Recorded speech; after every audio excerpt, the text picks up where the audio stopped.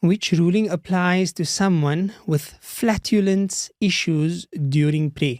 Which rulings apply to someone with flatulence issues during the prayer?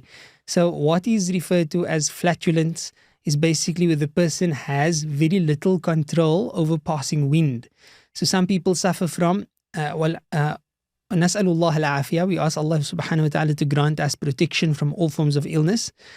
But some people, unfortunately, are tested with certain illnesses wherein they don't have control over certain bodily functions. So for some, it may be a form of incontinence where urine would constantly drip from their private parts.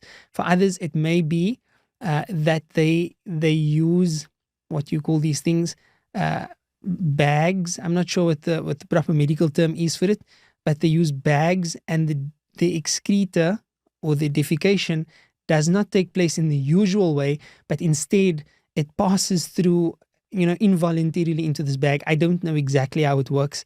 Other people still are tested with other forms of constant leaking of some sort or the other. Nas'alullah al-afiyah wa nas'alullah an yashfiya jami'a marda al-muslimin ajma'in ya rabbal alameen. We ask Allah to protect us and to grant relief and complete shifa to all of the ill among the Muslim men and the Muslim women. Ameen ya rabbal alameen. So what do people with these particular tests do? How should they treat their condition? So in relation to this question, we can broadly explain that this is referred to as chronic annulment of ritual ablution. Chronic annulment of ritual ablution means that the person is perpetually in a state of not being with wudu. So they are in a state of hadath, but perpetually. So this can be of various types. Another very common example is a lady who experiences istihada. So she experiences what has sometimes been translated as chronic vaginal bleeding, and I know there are much better terms for that. So basically when her haid lasts for much longer than it usually does, or than it should, or than is recognized by sacred law, then she too would take this particular ruling.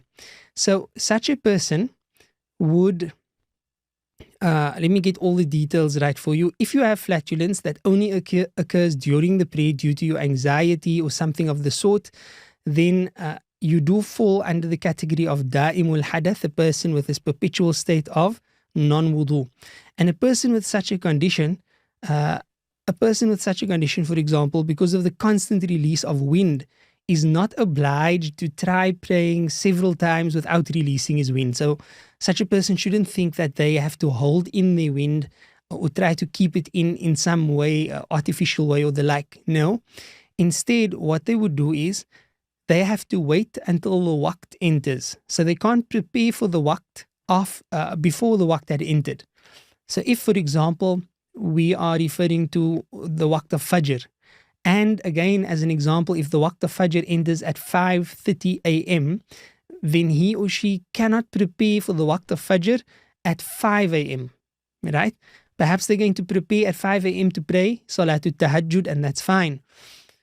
But for each fard salah, for each obligatory prayer, he or she would have to perform a fresh ablution, even if they didn't, in a different sense, break their ablution that they had before. So they are only allowed to pray one fard salah per ablution. So they would pray the waqt of Fajr, or rather prepare for the waqt of Fajr only at 5:30. So once 5:30 hits and they hear the adhan, mathalan, if they can hear the adhan, then they proceed to prepare for Fajr's waqt by cleaning themselves. And in the case of someone who has najasa that is constantly dripping or something of the like, then they would apply a dressing. And a dressing in a modern sense may be what we refer to in South Africa as a nappy, and in other places in the world they refer to it as a diaper. It may be something of that sort. It may be some sort of plugging device or some sort of plugging application. Anything that would cause the najasa to be soaked in and not soil their place of prayer. If there is no najasa, as in the case with flatulence, then no dressing is required. Thereafter, the person would immediately proceed to take their wudu. So they perform their ablution in a normal sense. and proceed immediately thereafter to pray the fard salah. Yes, the sunnahs that come before it, that is fine, and perhaps waiting for jama'ah, waiting for the imam to commence with the jama'ah prayer in the masjid, that is also fine.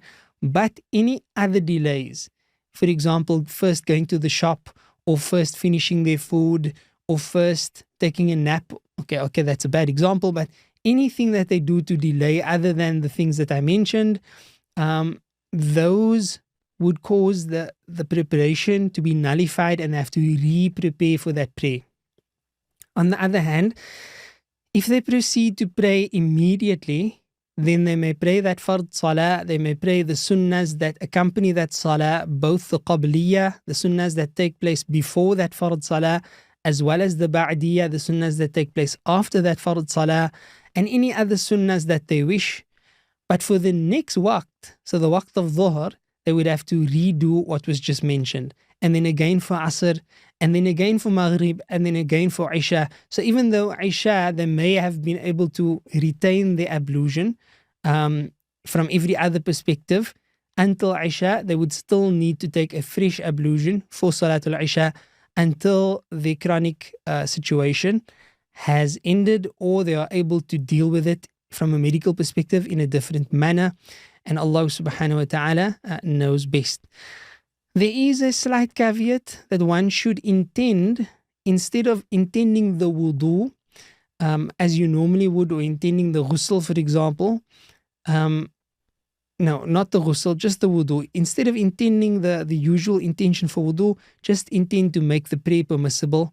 This is a slight caveat upon which there's some discussion, but we don't wish to overcomplicate matters here. And that is all that such a person would need to do.